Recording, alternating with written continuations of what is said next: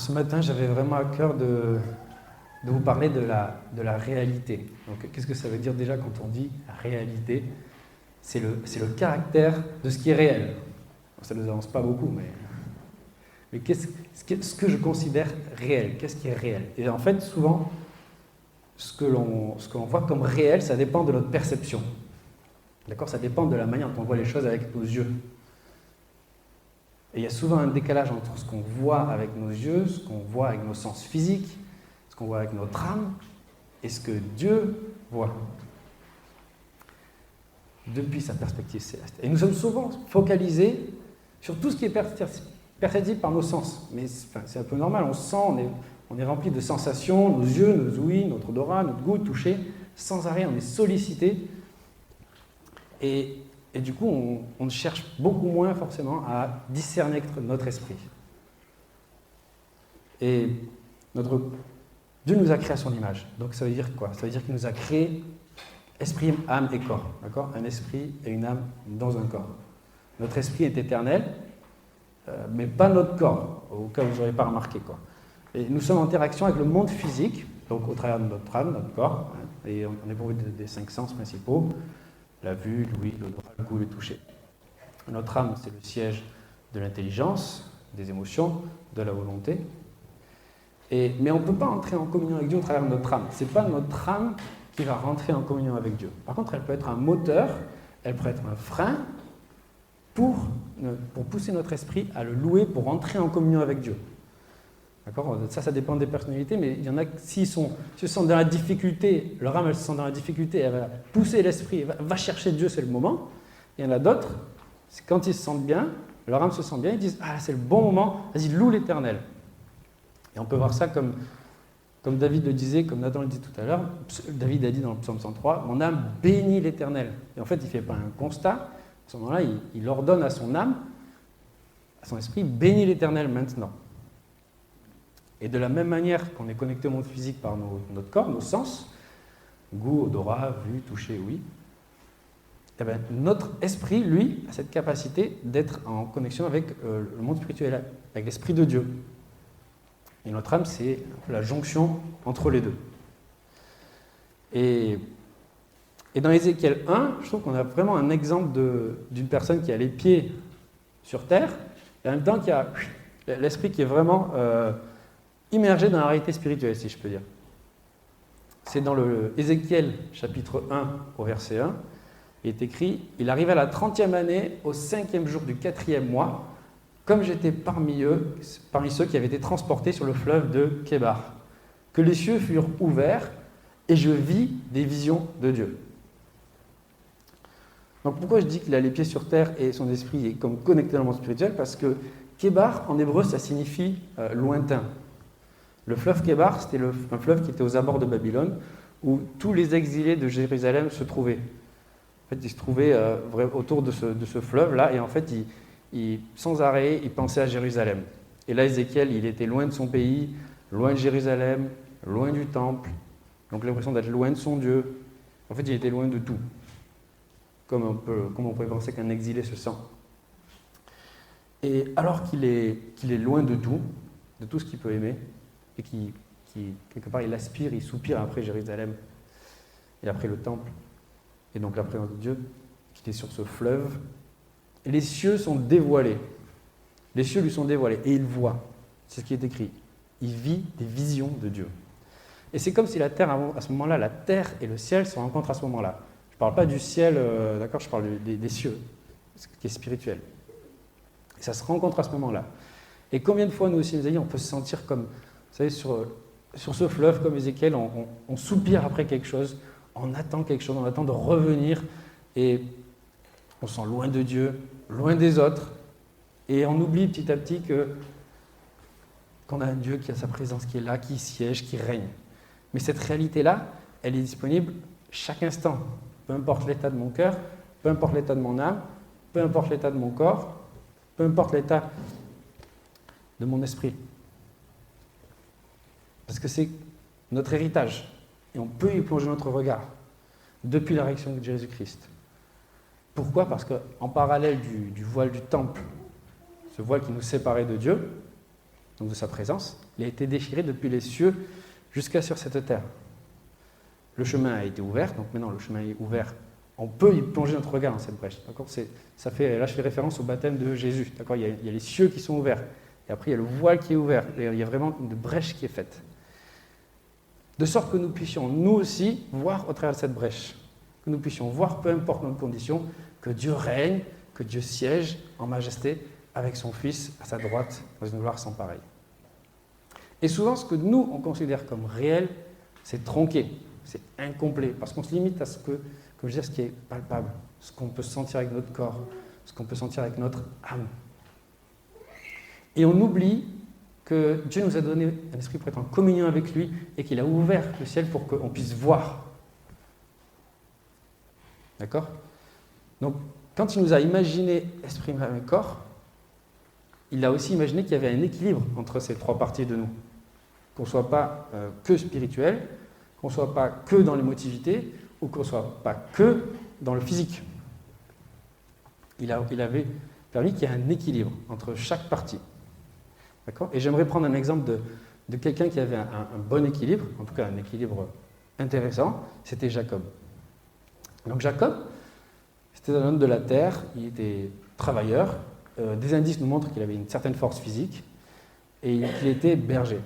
Je ne sais pas si vous connaissez le métier de berger, mais c'est difficile de faire plus concret. Il faut conduire le troupeau, il faut le nourrir, il faut assurer les naissances, il faut s'occuper des bêtes malades, il faut s'assurer qu'elles aient de l'eau, il faut s'occuper des prédateurs. Et la Bible nous dit aussi qu'il était capable de déplacer des pierres au-dessus des puits tout seul. Alors que la Bible elle mentionne bien qu'en général, les bergers, ils attendaient d'être plusieurs pour pouvoir la soulever parce que c'était trop lourd. Mais il avait aussi développé cette perception du monde spirituel, cette connaissance de la réalité spirituelle. Parce qu'on voit que quand il dormait, donc il nous dit qu'il s'est endormi, et quand il dormait, il a vu une échelle qui montait au ciel avec des anges qui montaient et qui descendaient. Ensuite, il s'est battu avec Dieu qui a changé son nom en Israël. Donc il avait compris que ce qui était spirituel avait un impact dans le monde physique, ici. Et Jacob a développé en lui, quelque part, cette combinaison, cet équilibre entre réalité spirituelle et matérielle. C'est-à-dire qu'il allait paître les troupeaux, mais d'un autre côté, il allait prier. D'un autre côté, il allait donner à boire à ses bêtes. De l'autre côté, il avait des songes. Ce n'était pas qu'il allait prier et qu'il avait des songes. Non, il y avait toujours cet équilibre entre les deux. Et Jacob eut plusieurs fils, dont un qui s'appelait Joseph. Donc Joseph, il fit un songe qui venait de Dieu. Donc un songe, c'est un rêve avec une combinaison d'éléments cohérents. Et ce songe-là était divinement inspiré. D'accord ? Il avait une portée prophétique. Et bien que Jacob, il a réagi d'une certaine manière, il a dit, bon, quand même, on ne va pas tous se soumettre à toi. Mais il nous a quand même dit que son père garda le souvenir de ces choses. Donc c'est-à-dire qu'au moment où Joseph parle de son songe, où il y a cette gerbe de blé devant laquelle les autres gerbes de blé se courbent, son père, au début, réagit, mais il nous est dit qu'il garde le souvenir de ces choses. Donc il y a une intention, il y a une volonté de garder ce souvenir, de ne pas juste le mettre de l'étagère, de dire, bon, ben ça, mon fils, il raconte n'importe quoi. Et Jacob retient le songe, comme s'il attendait son accomplissement. Et tandis que ses frères, eux, furent remplis de jalousie, ils ont du coup envoyé Joseph dans la citerne. Mais cette jalousie, elle révèle qu'eux aussi, d'une certaine manière, ils croyaient quelque part en cette parole.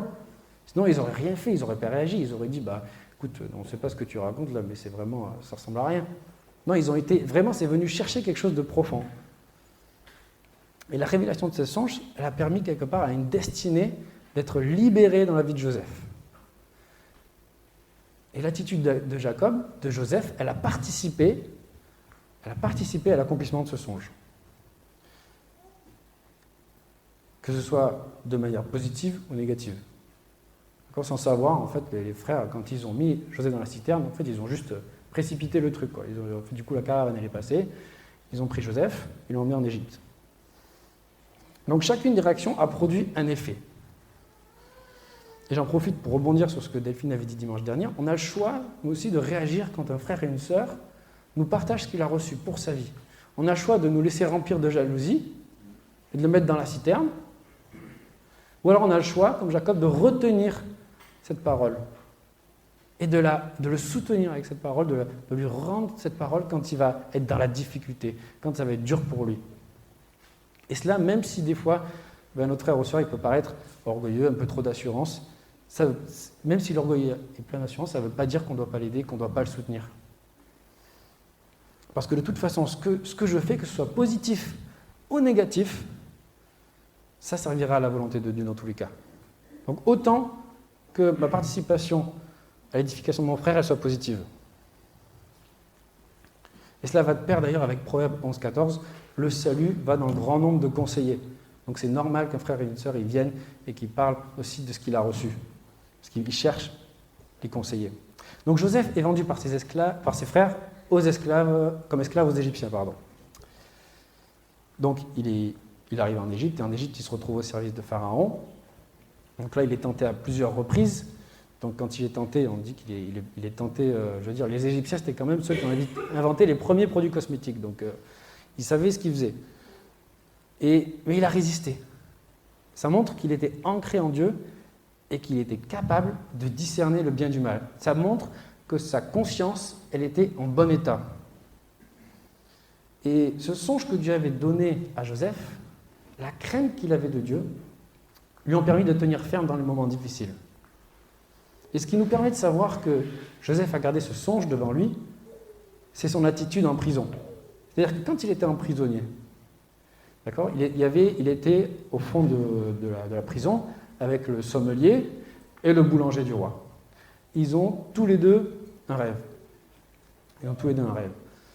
À ce moment-là, Joseph, il aurait très bien pu dire « Écoute, moi j'ai fait un rêve une fois, franchement, ça n'a rien donné. Je suis dans le pire état de ma vie, ça ne sert à rien, alors laisse tomber les rêves. » Mais au lieu de ça, il prend le temps d'interpréter le rêve du sommelier, d'interpréter le rêve du boulanger, et ensuite il dit à l'un des deux « Souviens-toi de moi quand tu seras là-haut. » Donc ça nous permet de voir qu'il croyait dans le rêve, dans ce songe qu'il avait fait. Il savait que c'était de Dieu. Et s'il avait laissé tomber cette parole, s'il avait laissé tomber ce songe, et qu'il avait dit « laisse tomber les rêves au sommelier », qu'il avait dit « laisse tomber les rêves au boulanger », ça ne se serait pas passé comme prévu. Il serait resté au fond. 2 Corinthiens 10, verset 3 nous dit « Si en effet nous vivons dans la réalité humaine, donc à travers la chair, nous ne combattons pas de façon purement humaine. » Et comme Paul, comme Jacob, comme Joseph l'ont montré, bien que nous vivons dans des corps physiques, que Paul travaillait, il fabriquait des tentes, notre véritable combat, la Bible nous le répète, ce n'est pas dans notre réalité physique et charnelle, c'est une réalité spirituelle, avec l'aide de l'Esprit de Dieu. La parole nous dit ni par force, ni par puissance, mais par son Esprit. Et c'est son Esprit qui vient nous vivifier le nôtre, qui le rend apte au combat. Et Joseph, du coup, a pu tenir bon dans chaque situation. Parce que Dieu avait insufflé ce songe, ce rêve en lui. Et il a dû se positionner. Il a dû se positionner quand il était dans cette prison. Il a dû se positionner dans sa condition physique, dans sa condition mentale. Il a dû sûrement lutter. Il a dit, est-ce que je crois ce rêve? Est-ce que c'était du pipeau? Est-ce que c'était faux? Est-ce que c'était vrai? Est-ce que c'était vraiment de Dieu? Mais il a décidé de croire. Il a dit, cette parole, ce songe est de Dieu, je vais avancer. Et il a interprété les deux songes. Et suite à ça, il a récupéré sa position auprès de Pharaon.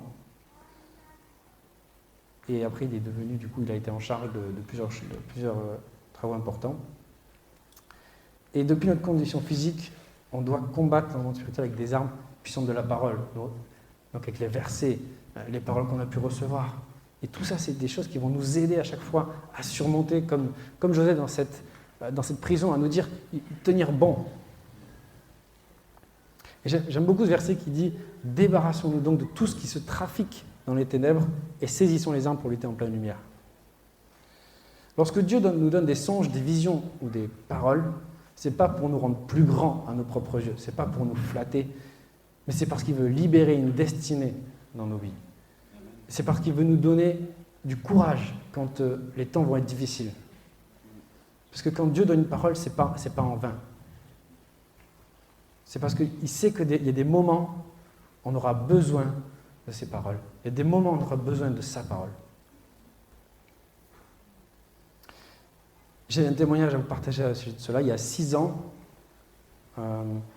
Émilie et moi, on était à une réunion du filet du maître pour les groupes de maison. C'était à la CLC à Montélimar, pour ceux qui voient où c'est. Et Delphine, elle prie pour nous et elle reçoit quelque chose. Elle nous dit, je vois un 4x4 tout neuf. Vous avez envie de l'essayer, d'aller à fond, mais les suspensions sont toutes raides. Il faut comme roder les suspensions, sinon vous allez tout casser. Et il ne pourra pas survivre aux obstacles qui vont venir après. Et on était un peu frustrés parce qu'on était tout jeunes mariés, on avait envie de faire plein de trucs, et on avait plein d'idées dans la tête. Et sur le coup, on n'a pas compris. Mais 1 an plus tard, Émilie tombe enceinte, on a donc de notre grand, et là, quelqu'un de la famille nous dit, au cours d'un temps de prière, tout simplement, il nous dit, je reçois du Seigneur que vraiment votre fils va vous ébranler. Et c'est vraiment ce qui s'est passé. Et quand on a traversé cette période d'épreuve, ce sont des paroles qu'on a gardées. Elles étaient là dans nos têtes et on savait, ça nous aidait à traverser l'épreuve parce qu'on savait que ce n'était pas en vain, qu'on n'était pas juste là en train de souffrir pour rien. On n'était pas en train de juste vivre toutes ces épreuves dans le vent comme ça. On savait que Dieu avait un but, qu'il avait un objectif, qu'il cherchait à travailler nos cœurs et que le contrôle était entre ses mains. Et en ce sens-là, les paroles prophétiques, elles permettent à une destinée de venir comme s'incarner dans la réalité physique, dans le monde naturel. Et c'est vrai que quand on est dans ce genre de situation, quand on est dans l'épreuve, quand on est dans la difficulté, on a vite tendance à oublier cette réalité spirituelle. On commence à se fermer, à se concentrer sur nos problèmes, sur ce qui ne va pas. Et il me manque ça, et il me manque ci, et je devrais avoir cela, et je devrais avoir ça. Et je suis comme ça, mais ce n'est pas ça que je veux être. Moi, je voudrais être comme ça. Et pourquoi je vis ça? Et les pourquoi qui fusent dans tous les sens. Et Ézéchiel était juste en extase dans cette vision.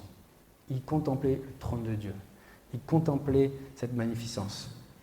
Ce que je veux dire, mes amis, c'est que des fois, je sais que ce n'est pas facile, mais que dans nos problèmes, on a trop souvent cette facilité à tourner la tête vers le bas, à regarder nos problèmes, et on oublie ce qui nous a été dit.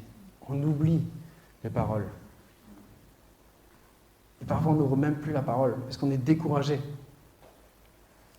Et la vérité, c'est exactement ce que l'ennemi cherche à faire. Il cherche à nous couper petit à petit. Mais n'oublions pas les paroles d'encouragement. Il y a des paroles d'encouragement qui ont été données sur vos vies, des paroles prophétiques qui ont été données sur vos vies, qu'il a données au travers des uns et des autres. Les paroles, toutes les promesses qui sont dans la parole, qui sont là pour aussi nous exhorter, pour nous pousser en avant. Et bien sûr, le plus important, sa présence, sa magnificence, sa gloire qui sont là à chaque instant, même si on ne le sent pas, même si on ne le voit pas, il est là et il siège de manière continuelle dans sa gloire.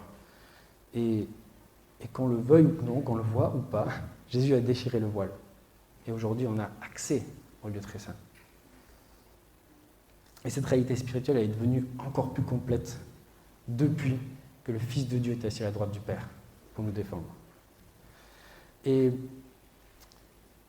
là, j'ai parlé un peu de cette réalité spirituelle, on va dire, concernant. Et là, j'aimerais parler de la réalité spirituelle concernant la France. Celle de notre pays, celle des racines de notre pays. Je pense qu'on a tous été témoins que l'ennemi veut s'acharner à vouloir arracher la France à ses racines chrétiennes. Il veut comme la déraciner. Mais c'est parce qu'il sait, l'ennemi sait que la France a un rôle important à jouer dans le plan de Dieu. Et l'ennemi, il a voulu enterrer la France. Moi, depuis que j'ai grandi, j'entends souvent des missionnaires, j'entends moins, amen, mais j'entendais beaucoup de missionnaires dans les églises.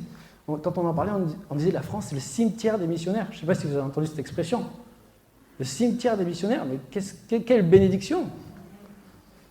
En fait, ils allaient dans les pays, en Afrique, en Inde, ils vivaient des miracles, ils revenaient en France, il ne se passait plus rien, et on les voyait s'éteindre petit à petit. Et aujourd'hui, quand on regarde le pays, on est tenté de se dire, qu'est-ce qui reste? Qu'est-ce qui reste? Mais mes amis, ce que j'aimerais vous dire, c'est que sous ces cendres apparentes, il y a des martyrs qui ont payé le prix. On en parlait tout à l'heure. J'étais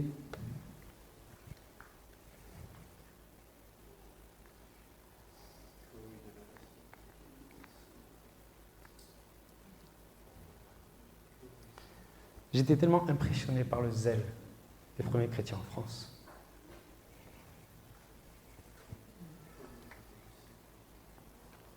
Dès 177, à Lyon, ça s'appelait l'Odunum à l'époque. Donc c'était paganisme en tout genre. Les dieux des Gaulois étaient acceptés par les Romains. Les Romains prenaient un peu des dieux gaulois. Les Gaulois prenaient un peu des dieux romains pour ce qu'ils faisaient.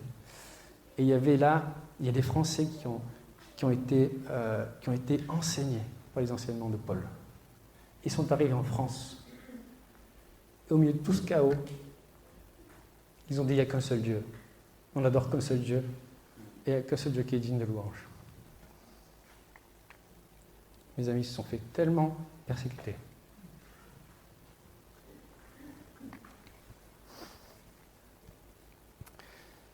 Vous pouvez regarder, il s'agit notamment de Blandine.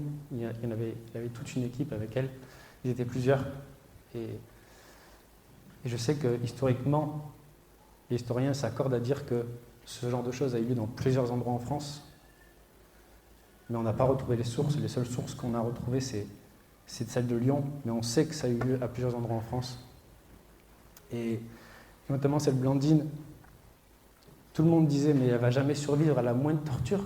Son corps est tellement faible. C'est celle qui a survécu le plus de tortures que tous les autres.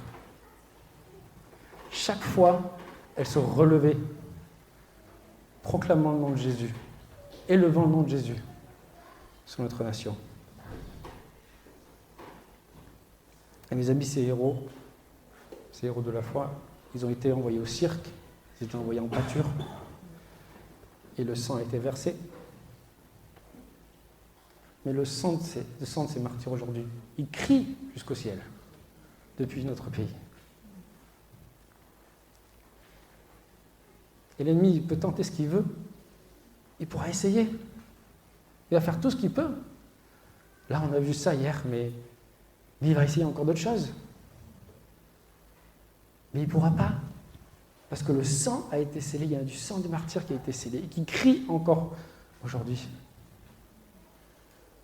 Le Seigneur va dérouler son plan pour la France. C'est une nation qui est caractéristique d'un amour authentique et véritable envers son Dieu, avec un héritage prophétique qui est puissant. C'est comme une boussole pour les nations. Les nations du monde entier regardent la France. Ils ne savent même pas pourquoi. Des gens chrétiens et pas chrétiens, ils regardent la France sans arrêt. Ils ne savent pas pourquoi. La France, elle a influencé le monde par sa culture, par son histoire, par le tourisme, par le savoir-faire. C'est le premier pays touristique encore aujourd'hui. Mais même sur des forums, moi je regarde les forums des fois pour le travail, et il y en a, ils se posent la question, qu'est-ce qui se passe en France? Mais des gens comme vous et moi qui sont aux États-Unis, qui sont en Inde, ils se disent qu'est-ce qui se passe en France et ils analysent. La France est un petit pays qui a une énorme influence. Et l'ennemi, il le sait qu'il y a cette influence-là. Et il veut l'utiliser pour lui, il veut la détourner de son but initial.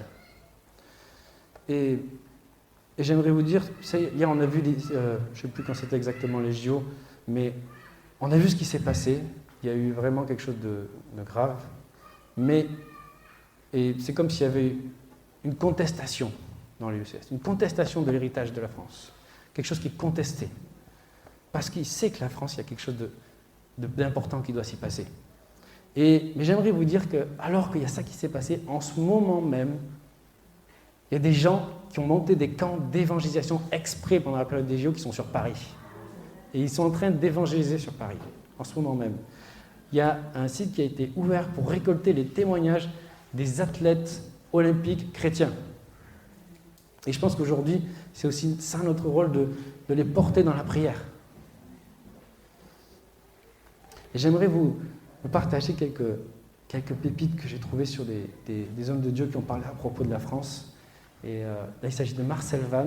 Donc, c'est un religieux vietnamien qui reçoit cette parole de Dieu en 1945. Et il dit, « Petit enfant de mon amour, je vais te dicter une prière. Et cette prière, je veux que les Français me la récitent. Oh, mon enfant, dis aux Français que cette prière est celle-là même que je vais entendre de leur bouche. Elle est sortie de mon cœur brûlant d'amour et je veux que les Français soient les seuls à la réciter. » Et il demande à Marcel Van de la réciter en français. Donc, le Seigneur a touché le cœur d'un étranger et il lui a donné une prière d'une profondeur, mes amis, pour notre pays. Et un peu plus tard, lorsque Billy Graham est venu en 1950 en France, donc au Veldiv à Paris, quand il est arrivé, il a réuni des foules. Il a réuni des foules. Et il a dit, mais en France, il y a une soif, mais les gens ne le voient pas ici. En France, il y a une soif. C'est ce qu'il a proclamé il y a 50 ans. Et il a rajouté, dans une note de ses discours, il a dit « La France a payé plus cher que quiconque le droit à la liberté. Et c'est un des pays stratégiques du monde. » Et il a rajouté « Ce pays pourrait bien ramener le monde à Dieu. » Mais moi, le premier, mais souvent, mes amis, des fois, je pense qu'on a méprisé notre pays. Dans notre cœur, dans nos pensées, dans nos paroles. Et parce que souvent, on a été dégoûtés. Mais parce qu'on a cru à ces contrefaçons de l'ennemi. On a cru à ce que l'ennemi avait mis dans la France. Et parfois, on a accepté des choses qui étaient fausses. L'héritage de notre pays, il est béni. Il y a des pères et des mères qui ont payé le prix. Il y a une bénédiction sur cette nation. Notre pays est une bénédiction pour nous sur le monde, sur le plan spirituel. Alors oui, on nous enseigne depuis tout petit que c'est le pays des lumières, de la culture, de la mode, mais il y a aussi des gens qui ont payé le prix. Ici dans le Dauphiné, il y a des Isabeau Vincent qui ont prophétisé jusqu'à être persécutés. Il y a des Claude Brousson qui sont allés jusqu'à la potence pour évangéliser, pour revenir édifier les brebis en France pendant la persécution parce qu'il n'y avait pas de pasteur. Il est revenu exprès pour aller édifier les brebis qui étaient perdues. Vous savez ce qu'il nous est dit quand il est monté sur la potence? Il est dit qu'il a vu l'échec, il montait la gloire de Dieu. Quand il montait sur cet escalier, il a vu la gloire de Dieu, comme Étienne.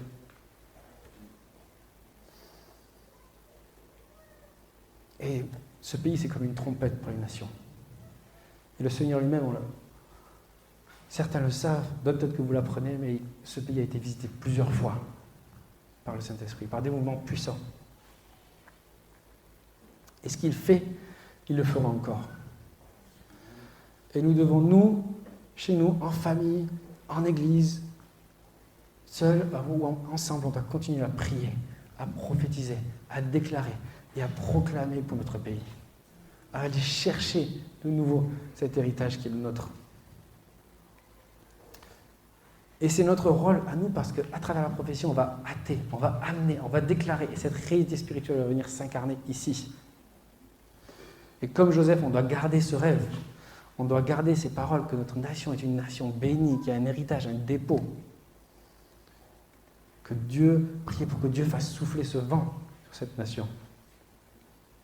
Tellement de personnes l'ont rêvé, tellement de personnes l'ont prophétisé. Et d'autres ont payé le prix, et certains l'ont vécu. Et Dieu a mis sur chacun de nos cœurs un rêve prophétique, un rêve une vision, quelque chose qui nous prend dans nos cœurs, qu'on a envie d'accomplir. Mais des fois dans ce monde, quand on vit, on oublie ces choses-là. On oublie ces rêves. On avance et on se dit, mais de toute façon, ça ne va jamais se passer. Mais on doit adopter l'attitude de Joseph, ne jamais les perdre de vue. Comme les garder, c'est comme les onglets, on le garde là devant nous, vraiment. Mais ça ne veut pas dire qu'on doit négliger toute la partie physique, mais c'est vraiment comme Joseph, le garder et continuer dans le monde, dans notre réalité physique ici, si je peux dire. Parce que si Joseph avait négligé cette partie-là, il n'aurait pas pu non plus être cette gerbe de blé devant lesquelles les autres se courbent. Parce que s'il n'avait pas fait son travail correctement, le pharaon s'en serait séparé, tout simplement. Et s'il n'avait pas eu de soutien spirituel de Dieu, c'était l'échec aussi. S'il n'avait pas eu de vision, ça ne serait pas passé. Qu'est-ce que cela veut dire? Ça veut dire que pendant que Joseph il garde son rêve à l'esprit, il est aussi engagé au service du roi de différentes manières, mais il le fait bien, et il est concentré sur sa tâche et il s'assure à exceller dans cette tâche. Et au travers de son travail pour Pharaon et de son service pour Dieu, Dieu l'a élevé. Il a utilisé ce qu'il a fait dans le concret. Il a utilisé pour que son rêve, pour que cette vision, ce songe s'accomplisse. Et à noter que ce n'est pas le rêve de Joseph, c'est le rêve que Dieu a placé dans le cœur de Joseph. Ce qui signifie que nous, si on reçoit des paroles dans nos vies, ça ne veut pas dire qu'on doit tout lâcher pour y aller. Ça veut dire qu'on continue à travailler, on continue à s'occuper de nos enfants, on continue à œuvrer le Seigneur, on continue à honorer nos engagements.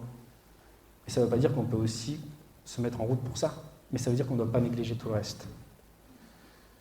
Et j'aimerais aussi dire qu'on ne doit pas forcer l'accomplissement d'une prophétie.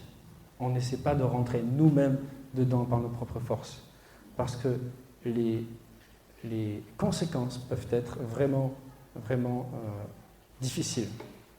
Quand Abraham il a voulu forcer les choses, ça a donné Ismaël, et la Bible nous dit que c'est devenu un ennemi de génération en génération pour Israël.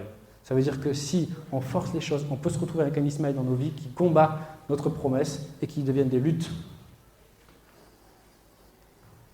Habakkuk 2, verset 3 nous dit « Car c'est une prophétie dont le temps est déjà fixé, elle marche vers son terme, elle ne mentira pas.